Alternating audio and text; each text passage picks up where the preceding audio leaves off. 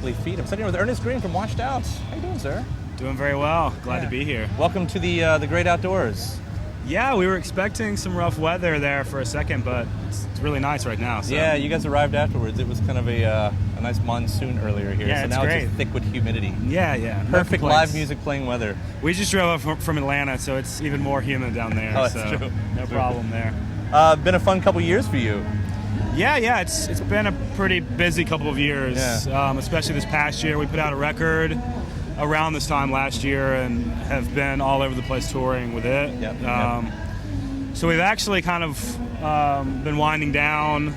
We haven't had a show in the last month, I think. So this is pretty much just like one-off. This is just a one-off, yeah. So we have our fingers crossed that we're going to remember how to play everything. And when it does do that, do you find yourself become rusty even just a few weeks off the road? You'd be surprised. Really? Like starting all over again? It really, like we rehearsed yesterday, went over the set a couple of times, and that first run-through was really bad.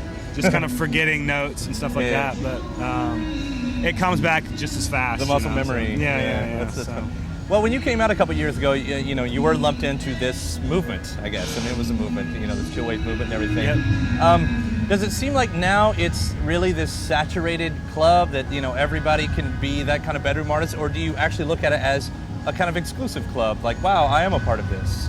I don't know. That's tough to answer, I think.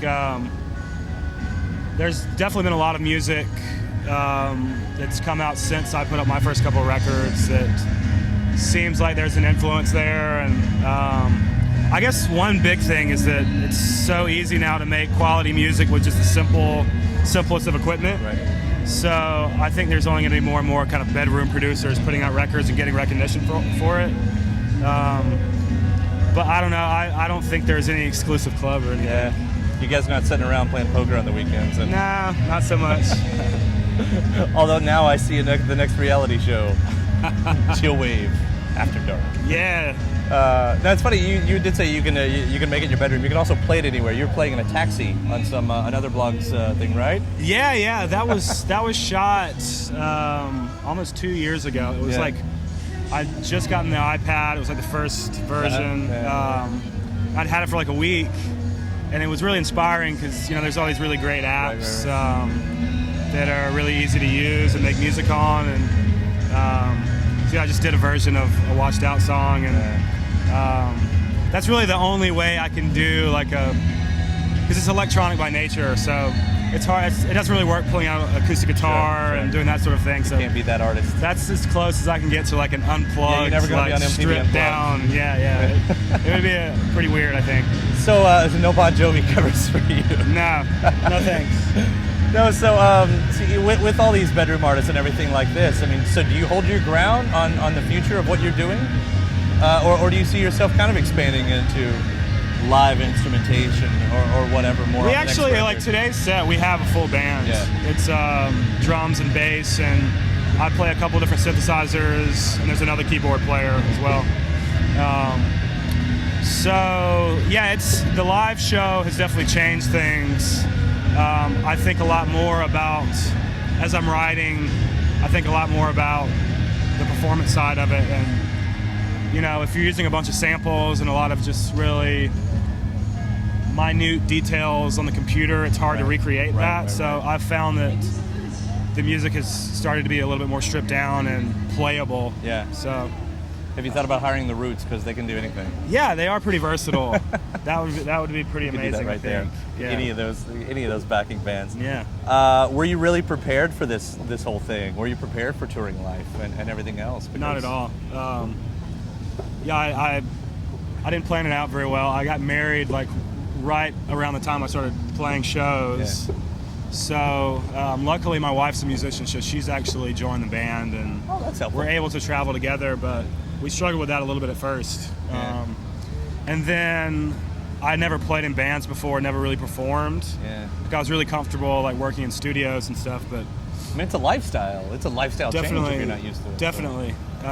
Believe it or not, I was working, like my part-time job was working as a librarian, so you can imagine like the culture shock right. between those two different worlds. So yeah, but it's been a couple years now, and like we've learned to embrace it. Yeah. Well, the last thing, and I guess the biggest release that's going to come out now that I've just not stopped hearing about is this Fleetwood Mac tribute record, which everybody is on, and you're on, and everything. Yeah, it was exciting for me because it's one of the first songs that I worked on after not working on music for a long time, being on tour. Yeah. So like, I had a couple weeks off in the spring and worked on the song, and actually got delayed a little bit, and I recorded the vocals for that track in a bedroom in like Portland or something with just this really crappy mic that I was traveling with. But yeah, it's amazing.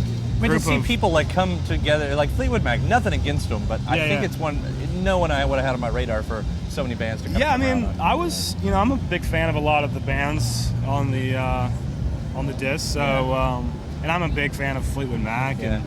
And, which song do you do? It's called Straight Back. It's off Mirage. Yeah. And not one of the obvious ones?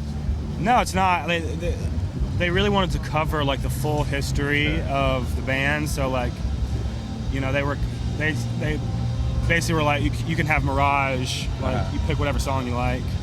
And I think I made it sound more like Fleetwood Mac than the actual recorded version sounds like. We have like a bunch of acoustic guitars, and like I have a friend play slide guitar on it. It's this really epic solo. Right. So while you will never have that Bon Jovi moment, you can at least have your Fleetwood. Yeah, for sure. That's good, and that's good news. Yeah, Ernest, thank you so much. Yeah. We will see you around. Yeah, for sure. Right, take care.